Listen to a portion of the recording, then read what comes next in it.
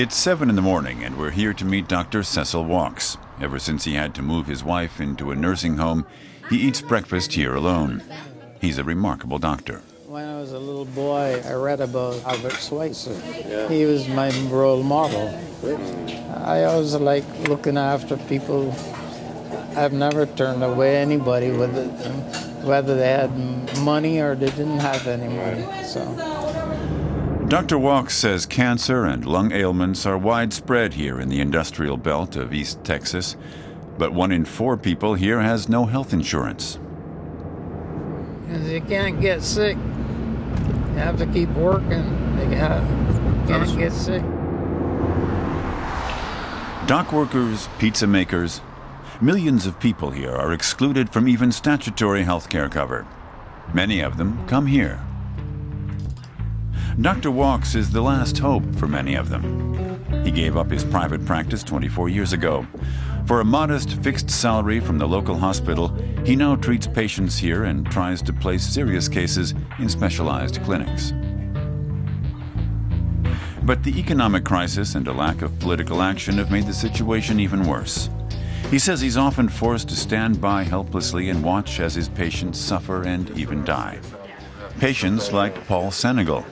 Until 2 years ago, he had a job as a dock worker and was in the best of health. But then his legs began to shake, a neurological disorder. Good morning, how are you?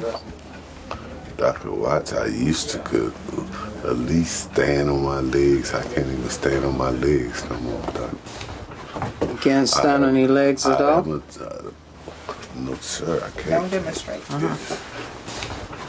Clearly, Paul Senegal is in bad shape.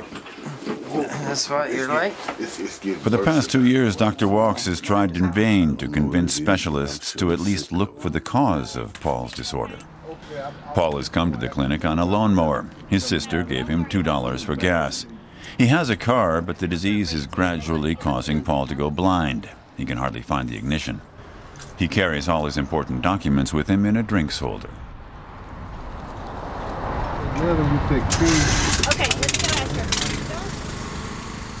Dr. Walkes' team is helpless in the face of Paul's worsening condition. Specialists and private clinics often refuse to treat sick patients with a low standard fee. The general public doesn't really realize that there's a working population that cannot get health care, cannot get anything, and they're trying to do the best they can, but they can't get any kind of medical care. Even Dr. Walkes is forced to turn away every second patient because the local clinic's state-funded health care program only provides for the bottom 20% of those below the poverty line. How much are they allowed to earn?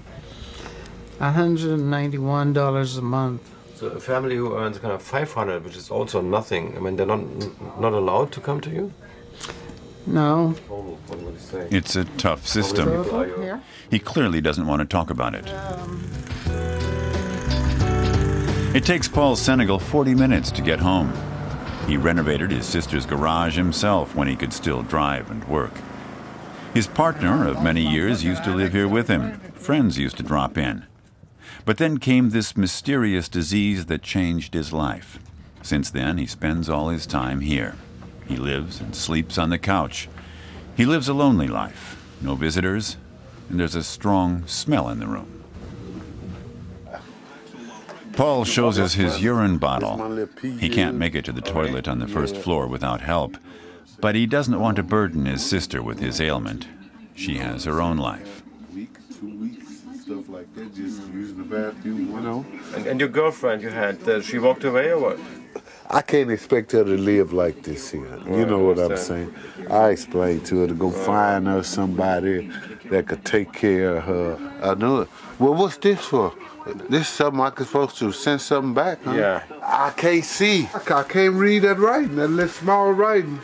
So what is writing? The Social Security Administration sent the claim to the individual listed above to this agency to obtain medical information for disability determination. I want to be well, man. I don't want to be like this here. I'm so ashamed. I'm so ashamed of myself. You know, just me, period. I'm ashamed of me. We're in Port Arthur. Dr. Walkes comes here in the afternoons to the second local clinic.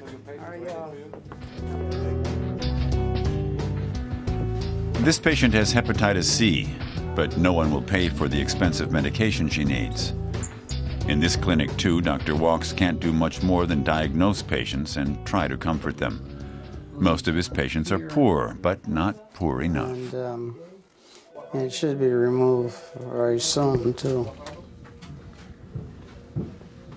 It developed over about a year, you know. It's scary, you know. We're very concerned about it. Absolutely, and we're frightened. He's made a little too much money for our indigent program. If we would get a divorce, which we don't believe in. It's kind of so sad. And I'm concerned about my husband, and like, we've been married 22 years. We got married in the Catholic Church, and I don't want to get a divorce just so my husband can get medical help, the help he needs. No, this doesn't make sense. A year ago, it would have cost $1,000 to remove this melanoma, but no one would cover the cost. Dr. Walkes knows that it's probably too late now. We wonder how he copes with all these heart-rending scenes. But there are not many people wanting to do this job, so I just come. Just hold on, right? How old are you now? Sorry. I'm sorry. It's too much for the doctor. He's 76 years old, too old to keep on working, but he doesn't want to abandon his patients here. A solution, okay? Thank you. Do the patients still believe him? They've been here so often. It's time to call it a day. But first, Dr. Walkes wants to visit a patient who was diagnosed with pancreatic cancer over a year ago.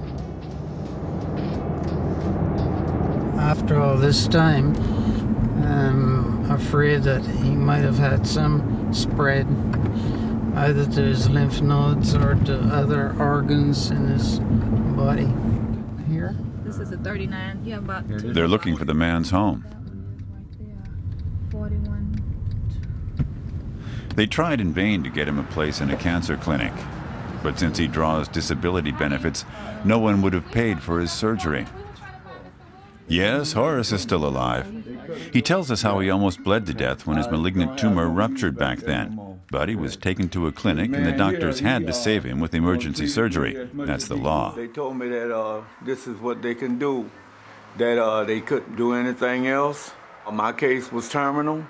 They give me immediate surgery and save my life, but they told me they'd only give me like 3 months to live. 63. He'll be 64 next year. Yeah. It's nothing, you know. Some kind of help they should have gave him, and they didn't give it. This is the type of things that we are working with all the time. The doctors Horace visited when surgery could have saved him demanded $300 for the first examination, but he didn't have the money. The emergency operation, when it was too late for recovery, cost $60,000. Right from the start, Horace didn't have a chance. Dr. Cecil Walkes might have the big heart of his role model, Albert Schweitzer, but he's up against huge odds in a tough and unyielding health system. Holding him tightly in his hand.